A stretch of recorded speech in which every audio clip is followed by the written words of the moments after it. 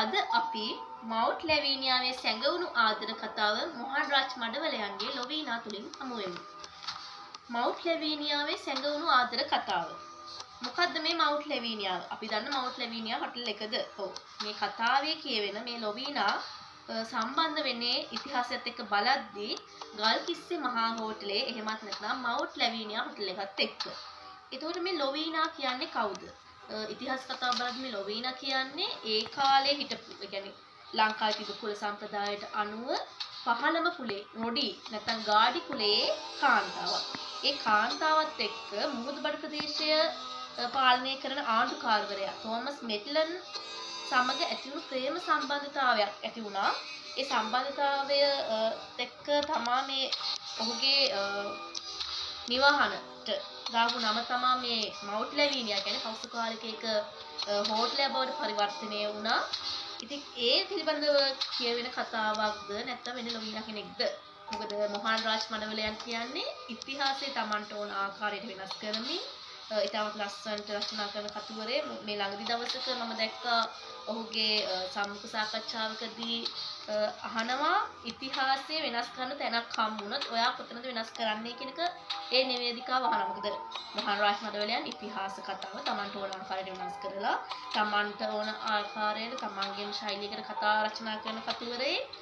එතකොට ඉතින් යා කියනවා මට ඉතින් ඉතිහාසය මට ඕන විදිහම වෙනස් කරනවා. ඊට පස්සේ එක තැනකදී කියනවා මගේ අම්මව මට ආයෙත් මේ ගේන්න පුළුවන් නම් තමයි එතන තමයි මම ඉතිහාසය වෙනස් කරන්න කැමති කියලා. එහෙම නැතුව ඔහුගේ රචනා කරද්දී ඔහු නවකතා රචනා කරද්දී ඔහුට ඕන ආකාරයට ඉතිහාසය වෙනස් කරගන්නවා. ඉතින් ඒ ඉතිහාසය වෙනස් කර ගැනීම තුළින් අපිත් මේ එකපාරටම බලනවා මේ ඉතිහාසය අපි දන්න ඉතිහාසයද නැත්නම් මේ මොහන් රාජ් මඩවල ලියන ඉතිහාසද මේ හරිය කියන. මොකද ඔහු ඉතිහාස කතාවක් නෙමෙයි ලියන්නේ. ඔහුට ඕන කතාව ඉතිහාසයේ වස්තුවක් මූලික කරගනිමින් රචනා කිරීමක් කරන්නේ. මේ කතාවේ අපි ලොවීනා කියලා ගත්තී ලොවීනා හින්දා ඒක ලොවීනායි මේ තෝමස් මෙට්ලන්ගේ ආදරේ හින්දා ඉතිහාසයේ වෙනවා කියන්නේ පොත නෙමෙයි.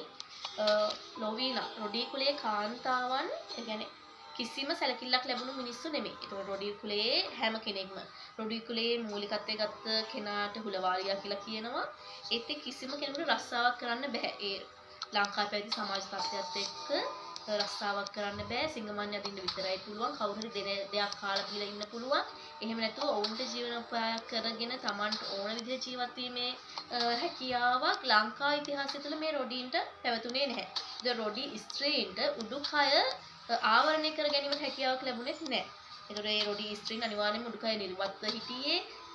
ඔවුන් ඒතකොට සමාජයේ ඉතාමත් පහත් තැනක හිටියේ. අඩුම ගානේ ගෙදරක මිදුලට එළියට මිනිස්සුන්ට පේන තැනකවත් ඉන්න බෑ. කුලවතුන් දැක්කොත් ඒක අශුභ ලකුණක් කියලා කුලවතුන් හිතනවා. ඒ කියන්නේ ගමනක් යද්දි මෙයාලා මූණට මුල ගැසුනොත් එතකොට මේ රොඩීන් ගැන තව කතා කරද්දී මන්ත්‍ර ගුරුකම් වලට ඉතාමත් ප්‍රසිද්ධ පිරිසක්. අද වර්තමාන සමාජය ගත්තත් මේ රොඩි මන්ත්‍ර යන්ත්‍ර මන්ත්‍ර වලට ලොකු ඉල්ලුමක් තියෙනවා. ඉතින් එහෙම සමාජයක තමයි මේ ලොවීනා කියන තරුණිය ඉපදෙන්නේ. ඒ ලොවීනා කියන තරුණිය තෝමස් මෙට්ලන් ආණ්ඩුකාරවරයා දැකලා එක අවස්ථාවකදී ඔහු එයාට ආදරෙන් බැඳෙනවා. හැබැයි මේ ඉතිහාස කතාවේ ලොවීනා කියන කාන්තාව කියන්නේ දැරියක්. ඒ විදිහ අවුරුදු 16යි. ඒතකොට තෝමස් මෙට්ලන් කියන කෙනා අවුරුදු 40ක පමණ පුරුෂයෙක්. ඒතකොට ඒ දෙන්න ඒ කියන්නේ ලොවීනාව දැක්කට පස්සේ තෝමස් මෙට්ලන් ආණ්ඩුකාරවරයා එයාට ආදරෙන් බැඳෙනවා. ඊට පස්සේ ඒ දෙන්නා සම්බන්ධතාවය පටන් ගන්නවා.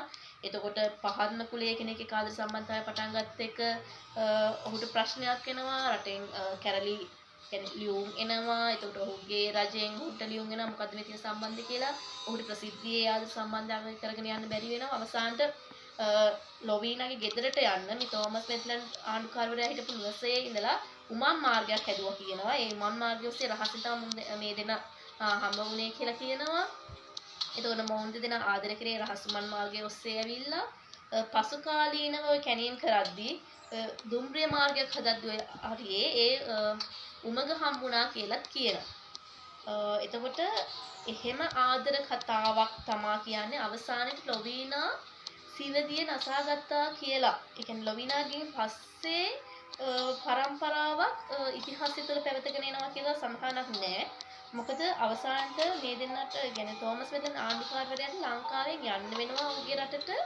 ඒ කියන්නේ ඔහුගේ රජතුමාගේ ලියුමක් එනවා මේ සම්බන්ධතාවයත් එක්ක එයාට වෙන තැනක ආණ්ඩුකාර ධූරයක් දෙනවා ඔයා ඉන්න එපා කියලා. එතකොට මේ ආදසම් ඒ තිබ්බ වාතාවරණයත් එක්ක ලොවීනාව එක්කන් යෑමේ හැකියාවක් මෙතන ආණ්ඩුකාරවරයාට නැහැ. ඉතින් ඒතර මෙතන ආණ්ඩුකාරවරයා අන්තිමට කියනවා මම මේ ඉන්න ස්ථානයේ නිල නිවාසය මවුට් ලැවීනියා කියලා නම් කරන්න කියලා.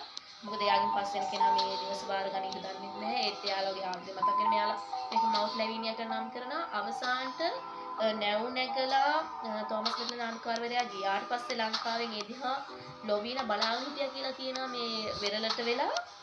ඉතින් ඒ වෙරළට වෙලා බලන් හිටියා පස්සේ ඇය සියදී නසාගත්තා. නැත්නම් ඒ කියන්නේ වෙරළට පැන්නා. ඒ විවිධාකාර ජනප්‍රවාද තියෙනවා. හරි ඉතිහාසයට සඳහන් වෙන්නේ නැහැ. ඒතකොට ඒ ඉතිහාස කතාවම ඉතින් මොහන් රාජ් මඩවල ලියනවනේ කීක. ඉතිහාස කතාවක්. එතකොට මොහු මේ රචනා කර තියෙන ලොවීනා. පොතේ තියෙන්නේ ඒ ලොවීනාද. ඇත්ත මේ ලොවීනා තමයි ඔහුට උවමනා ආකාරයට මේ පොත වෙනස් කරගෙන තියෙනවා. මේකේ මට හිතුණු දේ මේ පොතට ලොවීනා කියලා දානවාට වඩා මේකේ ප්‍රධාන චරිතය මට තේරුණා පුන්නි. කියන්නේ ලොවීනාගේ කිරියම්මා කෙනෙක්. පුන්නි ගැන කතාවස්තුවක් කියලා හිතෙනවා. ලොවීනා කියන නම දැම්මට පුන්නි ගැනම කියවෙනවා. හැම තැනදීම එයා ප්‍රධාන චරිතය වෙනවා. එයා ඔස්සේ පරම්පරාවක එන විදිය. ඒකට එයා කරපු කැපකිරීම ලොවීනාට වඩා මේක පුන්නි කියලා නම් කරා නම් හොඳයි වගේ අදහසක් මගේ තියෙනවා. මොකද මේකේ අවසානට මේ මහා රාජ් මඩවල කියලා තියෙනවා මේ උකලි කිසි කලක ප්‍රේමයේ හිමි නොවූ එහෙත් තමා හැර අන් හැමදෙනාගේම ප්‍රේමය වෙනුවෙන් ජීවත් වූ පුන්නි නම් රොඩි කිරි අත්තම්මාගේ පුරා අවුරුදු 109ක හද ගැහෙන ප්‍රේම වෘත්තාන්තයේද වන්නේය කියලා.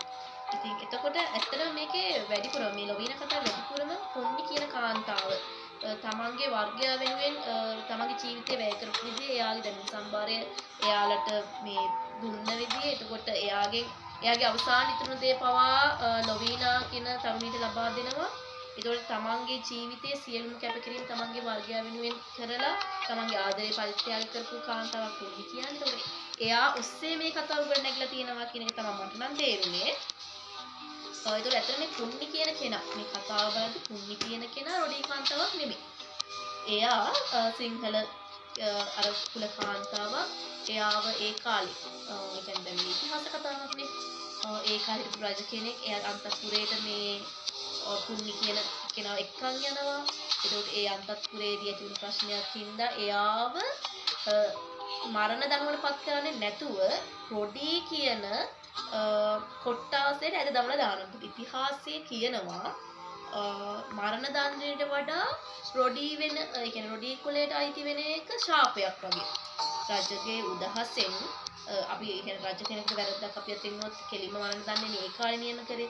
ඒකට ඊටත් වඩා මේ පහත් දෙයක් කියලා කියනවා මේ රොඩි කියන කොට්ටාසයට නෙක. මොකද රොඩි කුලේ පැවතගෙන යන ඉතිහාසයේ විවිධ කතා තියෙන ප්‍රධාන කතාවක් කියනවා පරාක්‍රම බහු රජතුමාගේ දූ කුමරියගෙන් පැවතෙනවා කියලා කියනවා. ඒ කියන්නේ පරාක්‍රම බහු රජතුමා පරාක්‍රම බහු රජවරු ගොඩක් හිටියන ඉතිහාසයේ කොයි පරාක්‍රම බහු රජතුමාද කියන එක ඉතිහාසයේ හරියටම සඳහන් වෙලා නැහැ.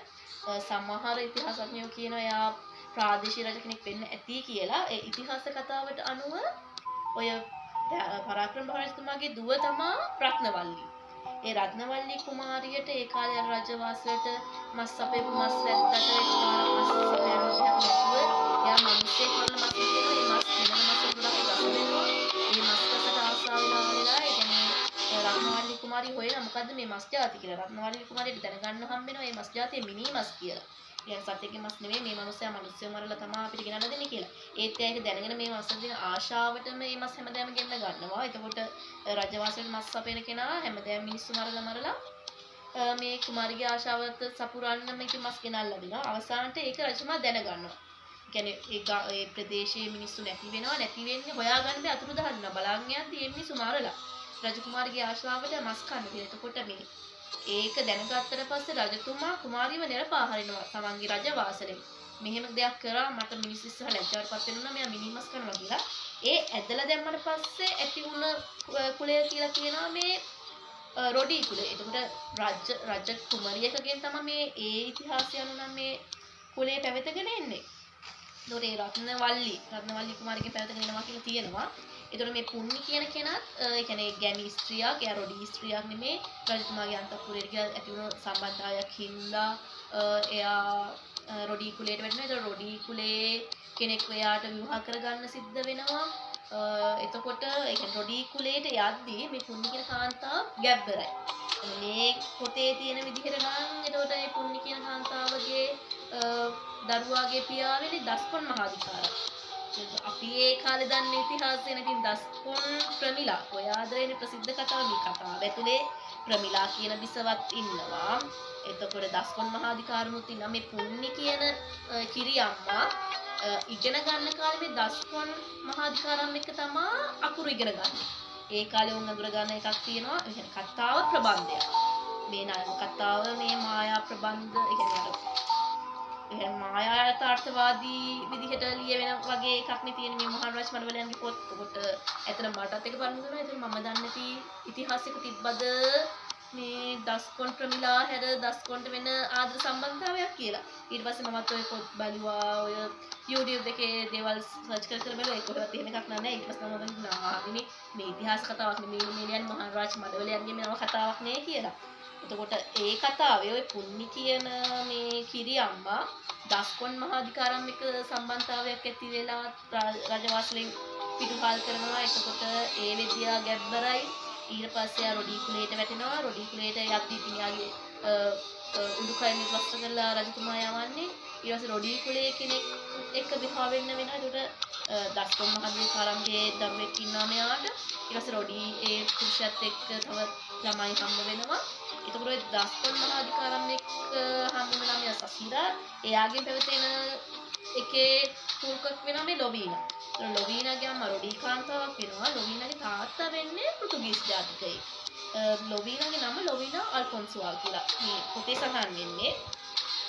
එතකොට ඒ අර රොඩිමත් නෙමෙයි. මේ ලොවීනා කියන කෙනා විවිධ වූ සම්භවයන් එක්ක ඇති වුණු කෙනෙක්. මේ ලොවීනා කියන හරි ලස්සන කාන්තාවක් කියලා කියනවා මේ කතාවේ. එතකොට ඒ කිරි අම්මා තමන්ගේ ආදරේ පරිත්‍යාග කරන තමන්ගේ ඒ කියන්නේ තමන් ජීවිතේ රජ කුලේ නොවුනත් එයා ගැමි කුලේ කාන්තාවක්. ඒ හැමදේම එයාට අහිමි වෙනවා ජීවිතේ. ඒ කොච්චර දේවල් අහිමි වුණත් මෙයා රොඩි කුලයට වැටුණාට පස්සේ ඒ මිනිසුත් එක්ක ජීවත් වෙනවා.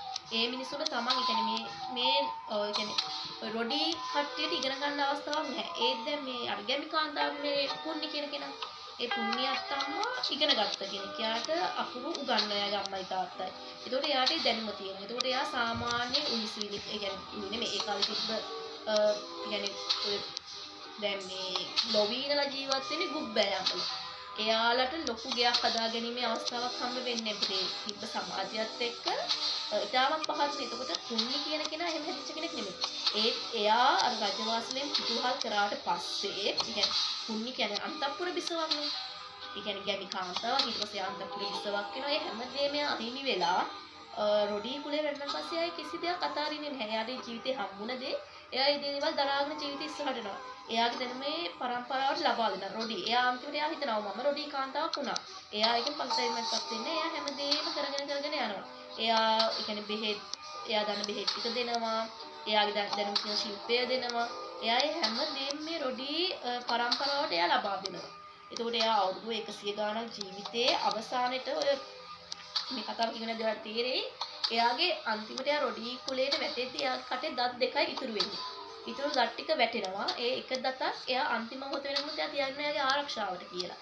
ඒ අවසානට එයා ළඟ ඉතුරු වෙන දතන් ලොවීනා අපිට දෙනවා මේ ඔක ඔයා තියාගෙන වගේ ආරක්ෂාවට. ඒ කියන්නේ එයා ජීවිතේ තියාගෙන ආපු හැමදේම එයාට අවසානට උරුමුණු රොඩි කුලේ කට්ටියට තමන්ගේ තිබ හැමදේම ලබා දෙන තිරුව ලොවීනට වඩා මේකේ ප්‍රධානම චරිතය වෙන්නේ ඇත්තටම මට නම් තේරෙන්නේ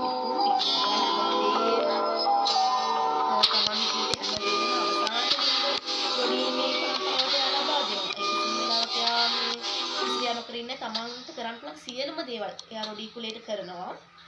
අවසානයේදී මේ ඔය තෝමස් මෙඩ්ලන් එක්ක මේ ලොවීන සම්බන්ධතාවය පටන් ගත්තට පස්සේ ඔවුන්ට හම්බවීමට උදව් කරන්නේ මේ පුන්නි කියන කාන්තාව.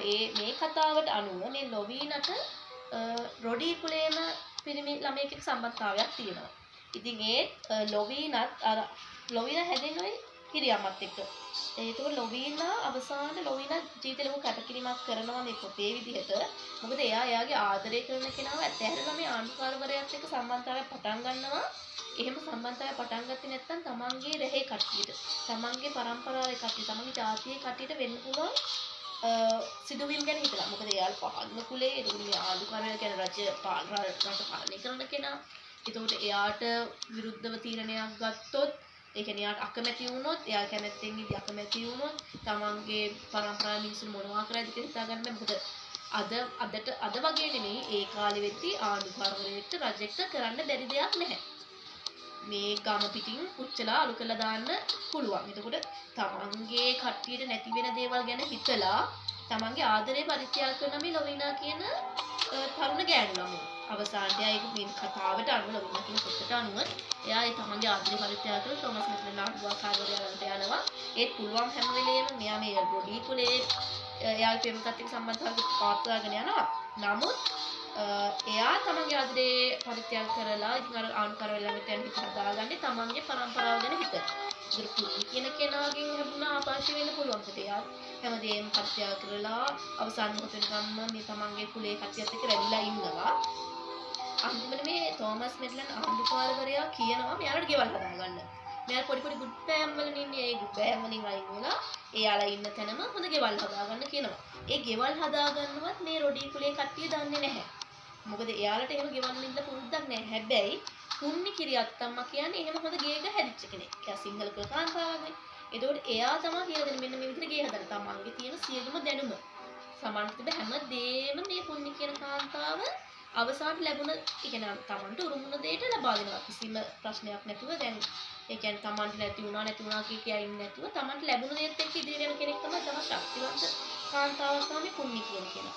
අවසානට මේ ලොවීනලාගේ පරම්පරාව රොඩි කුලේ කට්ටියට උඩුකය ආවරණය කර ගැනීමේ අයිතිය දෙනවා මේ තෝමස් මෙට්ලන් ආණ්ඩුකාරවරයා.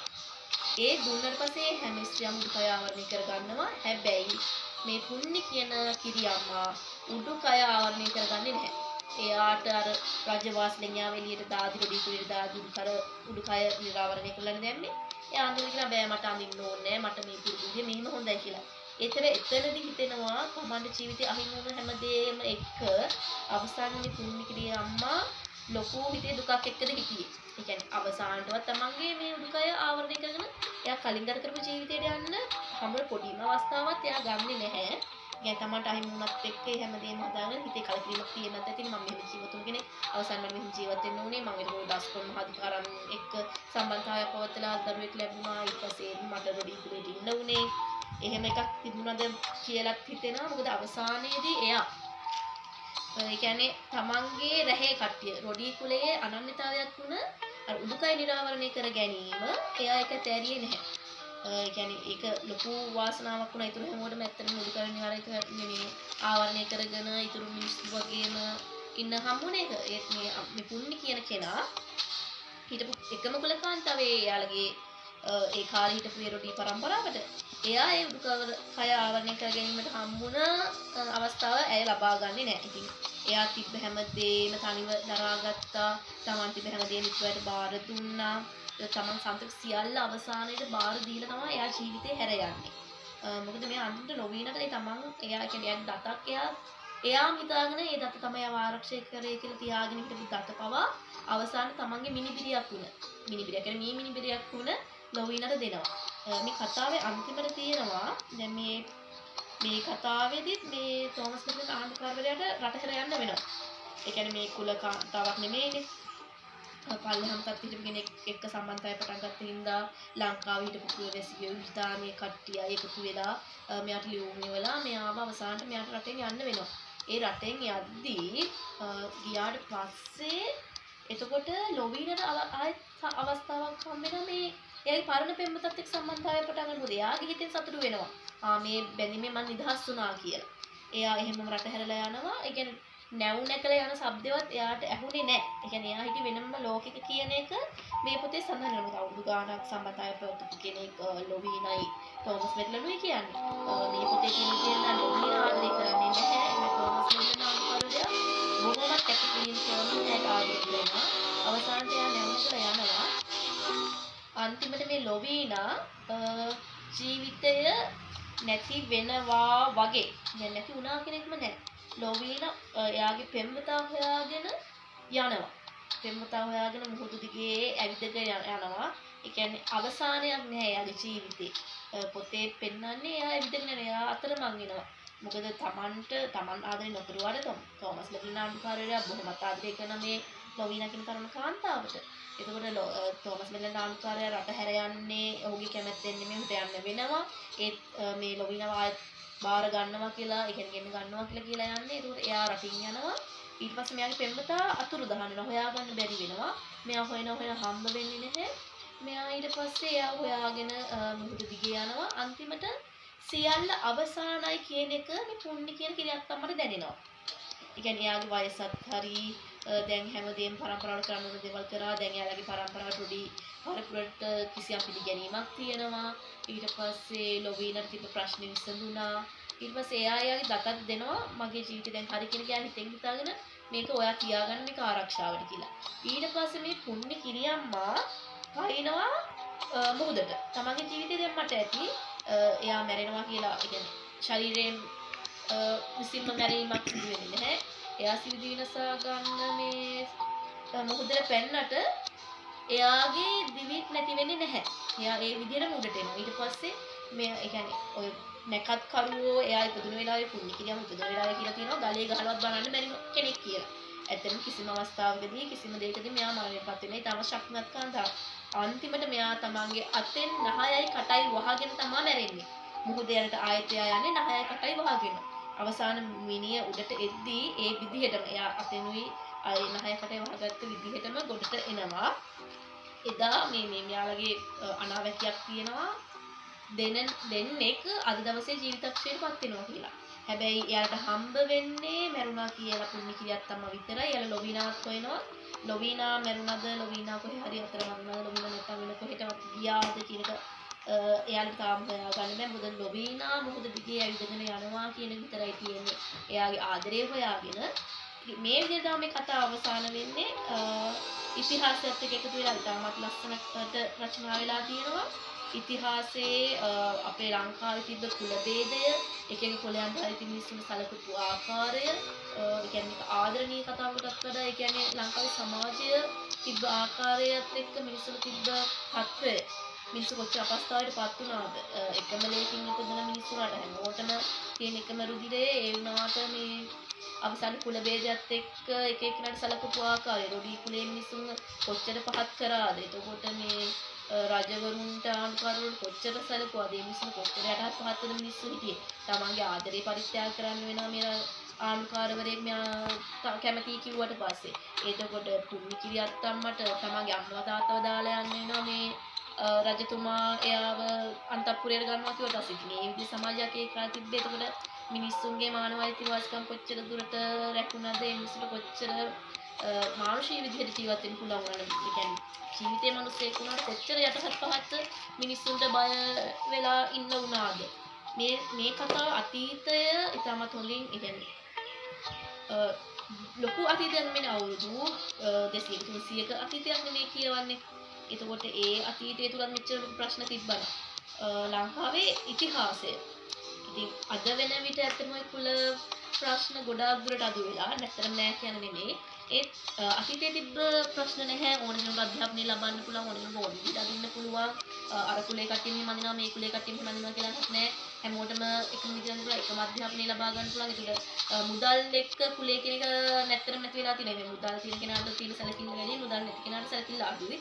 හැබැයි තමයි අධ්‍යාපනය තුලින් ඒක ළඟා කරගන්න වර්තමාන වෙන විට ලංකාවේ පසුබිමක් හැදිලා තියෙනවා. ඒතකොට දැන් මේ ආදරය ගැන කතා කරත් තමන්ගේ දේවල් හැමදේම කියන්නේ කුලවතෙක් ළඟට තමන් අර පයට පෑගෙන දුවිලා තරම්වත් මේ රොඩි කුලේ මිනිස්සු වටින් නැති වුණා. ඒනට වර්තමාන විදිහේ ප්‍රශ්න නැහැ.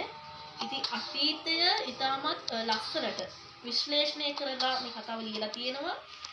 ආදරණීය කතාවකට වඩා කියන්නේ මේ කතාව තුළින් අතීතයේ මිනිස්සු කොහොමද ජීවත් වුනේ, මිනිස්සුන්ට ලැබුණු තැන මොකක්ද කියන එක මොහන් රාජ් මඩවලයන් ලොකුවට ඉදිරියට උලුප්පල දක්වලා තියෙනවා. ඒ වගේම මේ කතාවේ නම ලොවීනා වුණාට මේ පුණ්‍ය කියන කිරියත් අම්මා දේවල් නැති කරගෙන සමහර මිනිස්සු කොච්චර දුරට දරාගෙන ජීවිතේ ගෙනියනවද අද සමාජයේත් එහෙම මිනිස්සු වන තරම් ඉන්නවා තමන්ට නැති වුණා කියලා අතාරින්න නැතුව තමන්ට පුළුවන් දේවල් අල්ලගෙන ඉදිරියට ගිහිල්ලා තමන්ට තියෙන හැමදේම තමන්ගේ මුන්වලට මිනිබිරියන්න තමන්ගේ පරම්පරාවට දෙන මිනිස්සු වන තරම් ඉන්නේ මේ ශක්තිමත් කාන්තාවකගේ ගලාහින කතාවක් තෝමස් මෙට්ලන් ආණ්ඩුකාරවරයාගේ ඒක පාර්ශවීය ආදරය.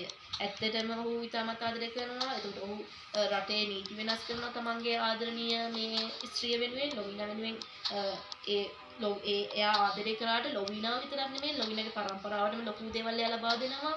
ඉතින් ඒ පැත්තෙන් බලද්දී තෝමස් මෙට්ලන් ආණ්ඩුකාරවරයාගේ ආදරය ඒතකොට පුන්නි කිරියත් අම්මාගේ කැපවීම ලොවිනා තමන්ගේ පරම්පරාවට මොකක්ද ප්‍රශ්නයක් වෙයි කියලා හිතලා තමන්ගේ ආදරය අතහැරීම ඉතාමත් ලොකු පණිවිඩ ගොඩක් ඔස්සේ ගලා යන පොතක්. ඉතින් මොහන් රාජ්මනෝලන්ගේ නව කතාව වෙන මම ගොඩක් ආසයි. මේ නව කතාවත් ඉතාමත් ලස්සනට ලියවුණු හිතන්න දේවල් ගොඩක් ඉතුරු කරපු වර්තමාන සමාජයේදී හැබැයි මේ ප්‍රශ්න ගොඩක් නැහැ. ඉතින් ඉතිහාසය වෙනස් කරගෙන ලියාගත්ත එකක් ඔය දස්කොන් කුන්නි කියන එක ඉතින් අපි අහන්න දෙකක් නේ. ඒතකොට මේ මායාවාදී කතාවක් වගේ එකක් ඉතින් කොහොමද මේ මොහන් රාජ්මනෝලන් පොත්වල හින්දාක් තියෙනවා. ඉතාමත් ලස්සන විදිහට එක දිගට කියවගෙන යන්න පුළුවන් විදිහටම ලියවුණු පොතක්. ඉතින් ඔයාලත් මේ පොත කියවලා බලන්න. අතීතයේ අපිට තිබ්බ තැන වර්තමානයේ ශ්‍රී ලාංකික කාන්තාවට තියෙන තැන දර කුල ભેදය වර්තමාන විමසනකා හැරීම තුල අද අපි ජීවත් වෙන පරිසරයේ අපේ මේ ලාංකිකයන්ට කොච්චර නිදහසක් තියෙනවද කියන එක මේ කතාව තුළින් අපිට ගොඩාක් දැනගන්න හම් වෙනවා. තවත් අපි පොත් විචාරයකින් හම් වෙමු. එතකන් සුබ දවසක්.